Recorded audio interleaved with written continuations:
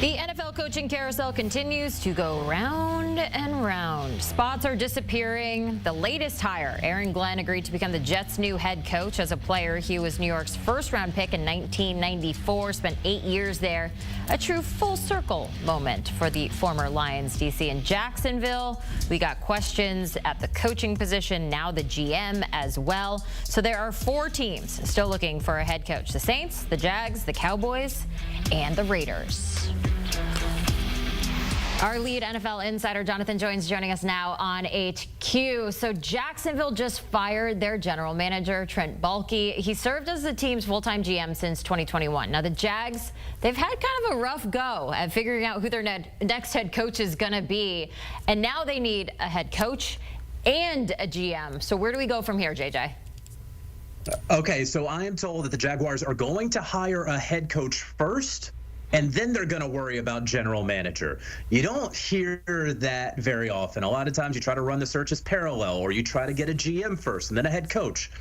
That's not what the Jacksonville Jaguars are going to do, and they have been doing things a little backwards this entire time. When the entire NFL thought that the Jags would probably clean house and fire both Doug Peterson and Trent Baalke, well, they kept Baalke but fired Peterson. And then they started to learn, the Jags did, that they couldn't get some of their top targets, right? I don't know that Ben Johnson would be the Jacksonville Jaguars head coach if Trent Baalke had been fired 2 weeks ago, but I believe that there's at least a better chance of it than the chance a week ago when Trent Baalke was still general manager. They got turned down by Liam Cohen. He said, you know what, I'd rather continue being offensive coordinator with the Tampa Bay Buccaneers and with Baker Mayfield than go to Jacksonville and potentially be the head coach. And I was told that the Jags were very, very interested in Liam Cohen.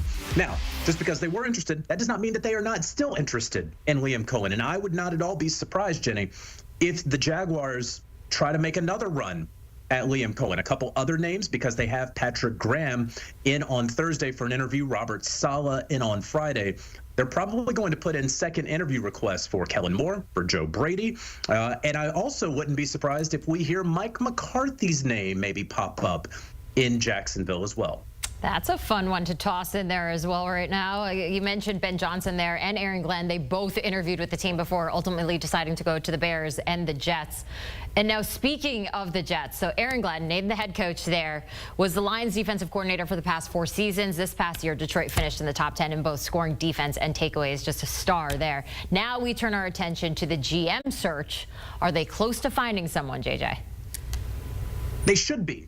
And I don't know if that's going to happen on Thursday night. I don't know if that's going to happen on Friday morning or afternoon or evening. Like, this has been one of the longest searches in the entire NFL. The New York Jets have been, right? They fired Robert Saleh and Joe Douglas midway through the season.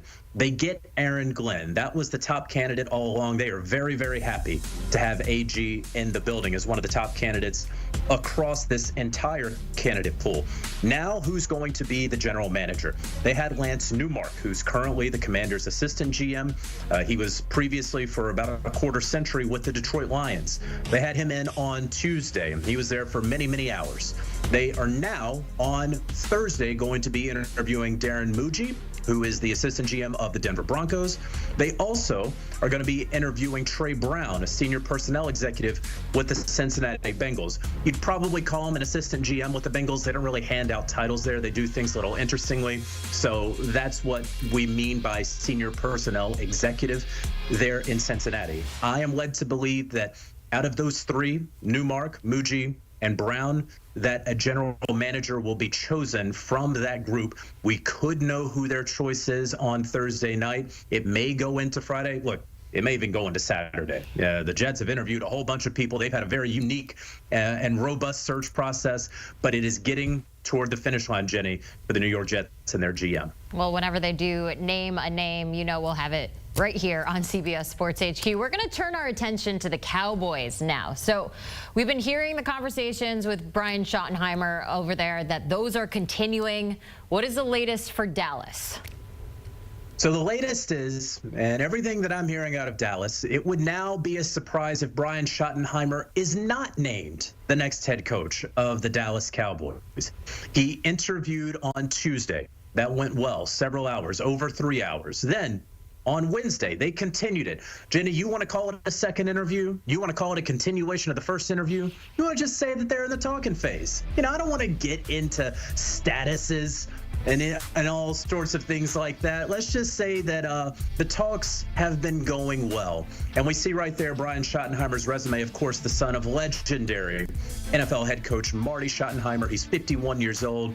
He's been the OC and a quarterback's coach for a number of teams, but the last 2 years, he's been with the Dallas Cowboys. Whether this should be a huge point of emphasis or not, Jerry Jones strongly believes that continuity, consistency in terms of offensive language and verbiage for Dak Prescott is going to be very important. You look at the names that they've already interviewed: Kellen Moore, Robert Saleh, Leslie Frazier, and now Brian Schottenheimer. 50% of those names are very familiar with Dak Prescott, have quite literally spoken the same offensive language. And so right now, it seems as though they are going to move toward Brian Schottenheimer. Could happen today, could happen tomorrow. It's also, Jenny, the Dallas Cowboys, and it's also Jerry Jones. And so as much as we say, it looks this way, and maybe for 31 other teams, you'd say, that's what it's going to be, it's Jerry Jones. We can always expect a pivot there, just when we least expect it. So we'll be waiting to find out what happens. And then last but not least, we got the Raiders. So they're still looking for a head coach. Yesterday, you reported that they're hiring John Spytek as their next GM. He served as the Bucs assistant GM since the start of the 2023 season, been in the front office with Tampa Bay since 2016. Who are some of the finalists for that head coaching job? Yeah, so Spytek is there, and let's look at this. He's a guy who has known Tom Brady going back to their overlapping years at the University of Michigan. They played together on that Wolverines team. So they go back like rocking chairs. And so now Tom Brady has his guy there at general manager. Who would John Spytek potentially be interested in? The top name that has been coming to mind that a lot of people across the NFL landscape has been saying, Pete Carroll, who we know about his resume. We know what he has been able to do most recently with the Seattle Seahawks. But you want to get a guy who can change a culture? My goodness. I mean, could you do much better than Pete Carroll? You certainly could do worse than him. We know that he's a guy who enjoys being out on the left coast, right? From USC to Seattle. And now we have this Vegas Raiders job open. You have Tom Brady at the controls, at least right now during the search process. Mark Davis is still the day-to-day operator of that team. But you get a guy, a culture builder, a culture change agent who could come in and maybe you don't have the quarterback figured out, and they do not. And they have a draft pick that maybe they can move up and get one of the guys, or maybe they can't. But in a division like the AFC West, where you have future Hall of Fame head coach Andy Reid and potential future Hall of Fame coaches in Sean Payton and Jim Harbaugh, you got to get a heavy hitter.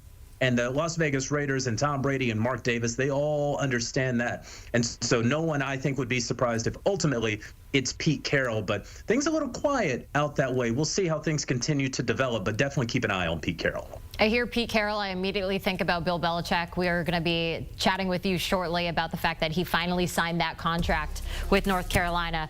So it'll be interesting to see if there's any pushback when it comes to that as well. Jonathan Jones, we appreciate you as always. And for all the latest, you got to keep streaming with us here on CBS Sports HQ. We will keep you covered in the NFL, breaking news, and all the analysis you can want and need 24/7 here on HQ.